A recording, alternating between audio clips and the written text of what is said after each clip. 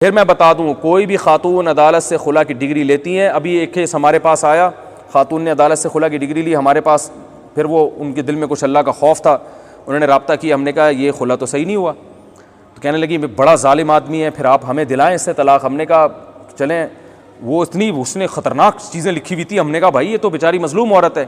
تو پہلے ہم نے کہا اس کے میاں کو, میں نے خود ذاتی دلچسپی لی, بچوں والی عورت ہے اور اتنا ظلم کر رہا ہے وہ آدمی, اور 2-3 علماء کو اور بھی میں نے بلا لیا. ہم نے کہا بھائی ایک ادارے کو بھی انوالو کیا ہم نے اس میں, تاکہ ایک طرفہ میری ذاتی کارروائی نہ ہو. یہ تو پورا ادارہ انوالو ہوا, ہم نے اس کے میاں کو بلایا, ہم نے کہا بھائی یہ جب تفتیش کی تو پتہ چلا یہ سارا جو کچھ لکھا ہوا ہے جھوٹ کا پلندہ ہے, سب جھوٹے الزامات.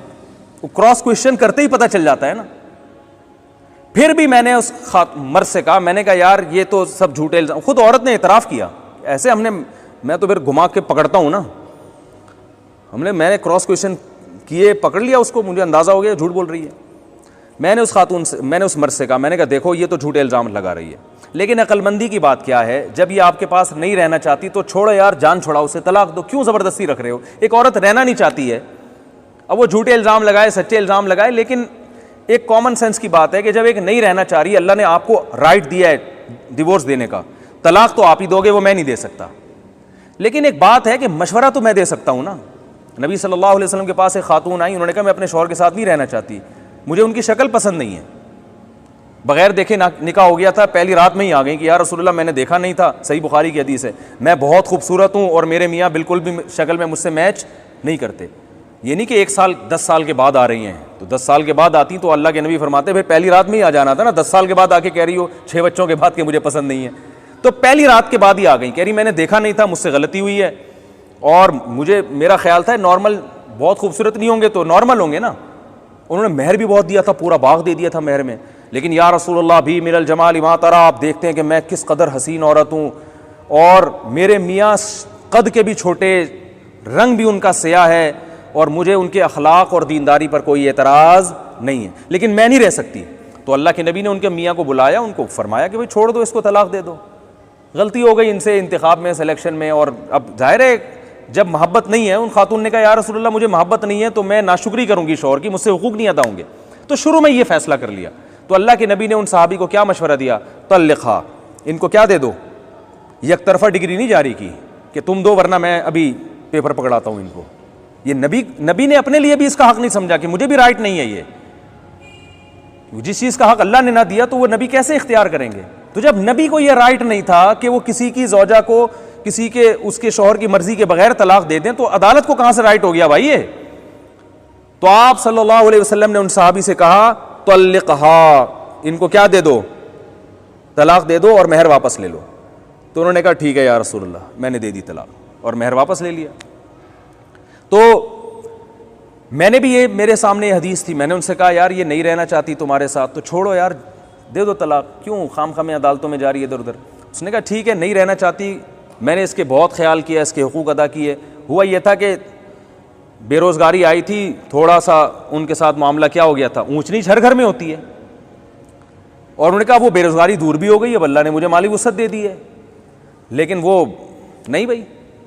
تو میں نے کہا کہ آپ اس کو چھوڑ دیں. اس نے کہا میں چھوڑنے کے لیے تیار ہوں, اول تو یہ غلط مطالبہ ہے طلاق کا, لیکن میں پھر بھی دینے کے لیے تیار ہوں, اس شرط کے ساتھ کہ بچوں کو مجھ سے ملانے کا انتظام کرتی رہے, اور میری بیٹی جوان ہونے والی ہے, میں سوتیلے باپ کے ساتھ اپنی جوان ہونے والی بیٹی کو, بولو بھائی کوئی بھی غیرت مند نہیں برداشت کرے گا. کیا اس کے آج کل انٹرنیٹ پر فحش فلمیں دیکھی جا رہی ہیں, آپ جوان لڑکی کو سوتیلے باپ کے ساتھ چھوڑو گے ایک گھر کے اندر, باپ برداشت کر لے گا یہ؟ اس نے کہا یہ رکھے اپنے پاس بیٹیوں کو, شادی کہیں کرتی ہے بیٹی میرے حوالے کرے. عورت نے کہا نہیں یہ نہیں ہوگا. میں نے کہا پیڑے کھانے کے لیے یہاں پہ آپ کو ہم نے نہیں بلایا ہے, ساری آپ کی مرضی کی باتیں ہوں, صحیح ہے نا, جو آپ کی ذمہ داری ہو. میں نے کہا بھائی آپ شادی کرو گی, بیٹی کس کے حوالے ہوگی, باپ کے حوالے, اور اس کو ہم پابند کریں گے کہ آپ جب ملنا چاہو اپنی بیٹی سے ملو, آپ کو ہم ملنے سے نہیں روکیں گے. ابھی میں نے کہا لکھ کے ان علماء کی موجودگی میں, ہم جو ہے نا گواہوں کی موجودگی میں آپ سے اسٹیمپ پیپر پہ لکھوائیں گے. نہیں جی خاتون راضی نہیں. تو وہ چونکہ عدالت میں ان کو مزے لگے ہوئے تھے، عدالت یہ سب چیزیں نہیں مانتی، عدالت کہہ رہی ہے کہ سوتیلے باپ کے ساتھ بھی بیٹی کو رکھ سکتے ہو، شوہر اگر کیس کرے گا نا تو 20 سال لگ جائیں گے اس کو اپنی بیٹی واپس لینے میں۔ سمجھ میں نہیں آ رہی میرا خیال ہے بات، آ رہا ہے تو اچھی بات ہے۔ تو اس لیے عدالتیں قانون چینج کریں نہ کریں، اللہ کے بندو جب کوئی ایسا خلا کا کیس ہو، خواتین کو چاہیے اللہ سے زنا کرنا ہے نا تو پھر ویسے ہی گناہ سمجھ کے کر لیں، صحیح ہے نا، اس پہ بھی اللہ چترول تو لگیں گے طبیعت سے آخرت میں، لیکن کفر نہیں ہوگا وہ۔ اور زنا پہ حلال کا لیبل لگا کے کر لیا، کسی کی بیوی جب کسی اور مرد سے نکاح کرتی ہے تو وہ نکاح ہوتا ہے؟ او بھائی ایک عورت کسی مرد کی بیوی ہے اور طلاق لیے بغیر کسی اور آدمی سے شادی کرے تو نکاح ہوگا؟ وہ نہیں ہوگا۔ تو جب نہیں ہوگا تو وہ زنا ہوگا نا، اور کیا ہوگا وہ؟ تو یہ ہو رہا ہے، بہت دبا کے ہو رہا ہے معاشرے میں۔ تو میں پھر بھی بتاؤں، ظالم مردوں کو میں یہ نہیں کہہ رہا ان کی حوصلہ افزائی نہیں کر رہا، بہت سے کیسز آتے ہیں جن میں مرد بہت ظلم کر رہے ہیں تو اس میں ہم عورت کو خود طریقہ بتاتے ہیں کہ اس طریقے سے آپ اس سے طلاق لیں اور عدالت میں اس پروسیس سے آپ گزریں۔ لیکن بہت سے جگہ ایسا ہوتا ہے کہ تھوڑی موٹی کوتاہی ہوتی ہے جو ہر گھر میں ہوتی ہے، اور بعض دفعہ یہ ہوتا ہے مرد نے عورت کو تھپڑ لگا دیا، اس پہ خلا کی ڈگری لے لی۔ اب ایک تھپڑ غلط ہے، نہیں لگانا چاہیے، خلا تھوڑی بنتا ہے اس کے اوپر کہ تھپڑ لگا دیا، 2 تھپڑ لگا دیے تو میری انسلٹ کر دی ہے، غلط کیا، اس پہ طلاق نہیں بنتی، ٹھیک ہے نا، ہر غلط پہ طلاق تھوڑی ہے۔ میاں سگریٹ پیتا ہے، غلط کر رہا ہے، لیکن اس پہ طلاق تھوڑی بنتی ہے، تو غلط کو صحیح کرنے کی کوشش کی جائے گی نا۔ تو یہ معاشرے میں چل رہا ہے، تو اس لیے اس کے خلاف آواز اٹھائیں، لوگوں کو بتائیں، اور جو ہے نا یہ جب پڑھتی ہے نا تو پھر آپ کو میرے اس بیان کا اندازہ ہوگا۔ ابھی تو بہت سے یہاں کنوارے چھڑے چھاٹ بیٹھے ہوئے ہیں، اللہ نہ کرے آپ میں سے کسی کے ساتھ ایسا ہوا کہ اللہ نہ کرے بیگم صاحبہ کا کہیں چکر شروع ہوا اور اس نے عدالت سے جا کے خلا لیا، پھر آپ کو مفتی طارق مسعود یاد آئیں گے، مفتی صاحب آپ نے کیا پیارا بیان کیا تھا۔ کیونکہ جن پہ جو بھگتے ہیں نا، جن ان سے آپ جا کے پوچھیں، ڈپریشن کے مریض بن گئے ہیں وہ، سمجھ رہے ہیں۔